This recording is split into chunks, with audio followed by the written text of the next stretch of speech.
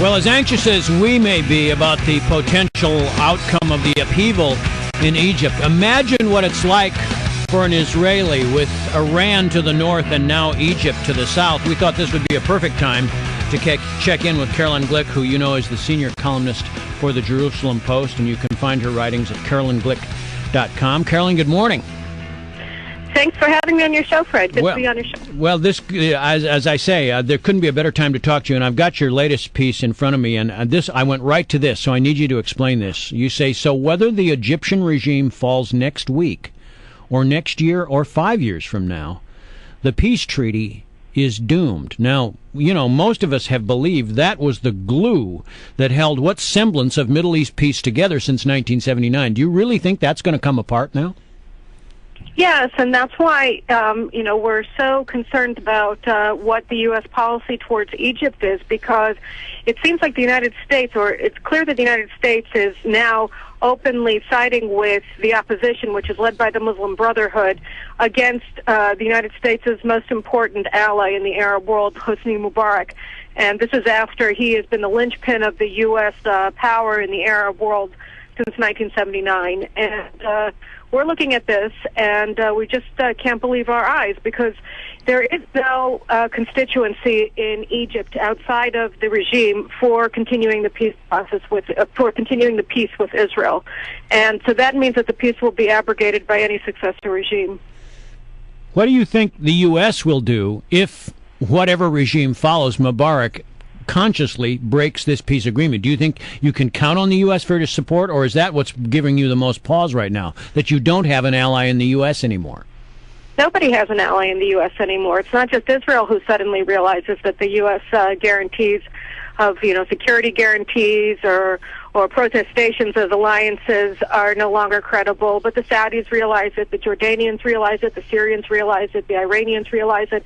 Everybody realizes it, because the fact that the United States, after 3 days of protests in Cairo, is suddenly going to take a 30-year alliance and throw it in the garbage can just to win points on CNN means that the United States is fundamentally unserious when it comes to thinking about strategic issues and thinking about what it means to advance or adhere America's strategic interests in the world, and very much what it means to be an ally of the United States or an enemy of the United States. The United States is acting as if nothing that it does has any more meaning than a seminar paper in a university. Well, how can the United States back up Mubarak with so many people on the streets protesting? You're looking at pictures right now. I don't know if they're going to get 1 million people in the streets of Cairo or not, but certainly there are a lot of people who want Mubarak gone. How can the United States support him with all of that protest, all those protesters in the streets? Because he's the best person there is. Because he's been as steadfast an ally as the United States is likely to get in the Arab world, certainly is likely to get in Egypt for the foreseeable future. And you leave with the man who brung you. You don't just say, oh, it's now we have to pay a price in order to remain your ally. Either you're an ally or you're not an ally. You can't be a fair weather ally. There's no such thing. And it's true that the United States has been pitting up a tyranny in Egypt. It's true that Mubarak is a repressive dictator. It's true, by the way, that he's no great friend of Israel, but it's also true that he's no great enemy of Israel, and that he has kept at bay the overwhelming majority of the Egyptians who are on the street today, who hate the United States, who are rabid anti-Semites, want to wipe Israel off the map, and think that the United States is an enemy.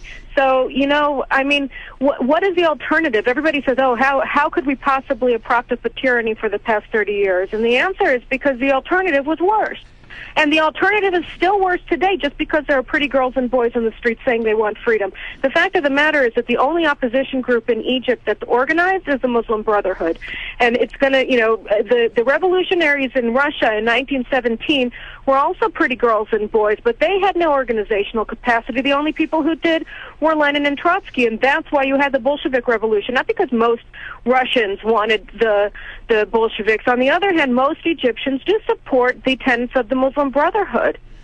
You've got a poll, by the way, in your latest column in the Jerusalem Post that says, and this is a Pew Opinion survey, that says 59% of Egyptians say they back Islamists. If that's true in Egypt, and the Mubarak government falls and it's replaced by the Muslim Brotherhood with their puppet El Baradei, what will happen in Jordan?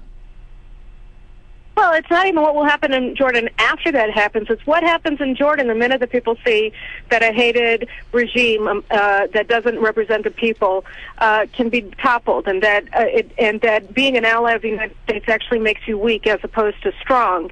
Because, the Jordanians are a minority regime. The Hashemites don't make up more than 30-35% of the population of Jordan. The rest of them are Palestinians. And they have been ruling over the Palestinians also with with an upholstered iron fist, but with an iron fist since the creation of Jordan by the British in 1926. And so, you're looking at all of these regimes, the Saudis as well. What do you think? Who's sitting on the oil in Saudi Arabia? It's Shiites who are being penetrated by the Iranians. So, there are going to be these uprisings all over the Arab world. Now, the thing of it is that President Bush was right to say that tyrannies breed radicalism and instability. That's absolutely true. But the antidote for that is not when you have masses of Islamists on the street calling for the overthrow of allied regimes with the United States. The time to deal with that is when they aren't on the streets. And the United States never really did that. The United States really never said, okay, we're going to push a liberal democratic agenda in Egypt, in Saudi Arabia, in anywhere. And instead they said, oh, well, either they said nothing and shut their mouth and let the likes of Mubarak and Abdallah do whatever they want to their own people and to the United States for that matter, or they said, oh, no, we want elections, and then you have elections, and people like the Hamas came to power in the Palestinian Authority. So, they never recognized, they're under the impression that if you have elections, then everybody's going to prove that Western values are universal values. You have elections, and they prove that Western values are not universal values. They're imbued, they're learned, and they're being learned, and they're not being imbued in the Arab world, and therefore a democratic election in the Arab world is going to bring about the rule of Islamic totalitarians, not the rule of Jeffersonian Democrats. Well, I'm trying to figure out exactly what you think the Obama administration should do. Should they support Mubarak 100%, and do they have the power to keep him in office? No. The thing of it is that the cat is already out of the bag, and the first thing the United States should do is probably just shut up. Because everything that President Obama and Hillary Clinton are saying is just making it worse for the United States first and foremost. Every single time that Obama and Hillary Clinton say that Mubarak has to leave or show that the United States has turned its back on its ally, the United States reinforces the impression throughout the region and indeed throughout the world that it is impossible to trust the United States and that the United States will betray its closest allies at the drop of a hat. And so, first of all, they should just stop talking, because everything that they're saying is harming the United States, second of all, and harming U.S. allies, because it's showing all of the enemies of the United States that their allies really have no superpower supporting them. Is there any transition to a government, either presided over by Vice President Suleiman or somebody else, that will essentially put the genie back in the bottle? It's possible. And that's the reason why the United States should be quiet, because, my colleague Brett Stevens wrote in the Wall Street Journal, and I think that he's right, that the people of Egypt are seeing what the genie looks like when it's out of the bottle, with all of the massive looting and the terror on the streets in Cairo that's been unleashed by the Muslim Brotherhood guided mob. And so, the people themselves are going to become disenchanted with this whole idea of regime overthrow. And, I don't think that at this point, with his weakened state, that Mubarak is going to be able to say no if the military tells him that he's not allowed to run for re-election. And then it's possible that you can put the genie back into the bottle slowly. The thing is that every time, every U.S. statement saying, "Oh, we want democracy, we want the will of the Egyptian people to win the day," you're telling them that they should be the enemies of the United States. You're telling the Israelis that we have nobody to trust in Washington. You're telling the same thing to the Saudis, the same thing to the Jordanians, same thing to the South Americans. You have to stop that. Carolyn, thank you very much for joining us today. We want to check it. back in with you later, though, to find out what's going on. All right, great. Thanks, Take care. Have a good day. Carolyn Glick from Jerusalem Post. You can also check her out at carolynglick.com.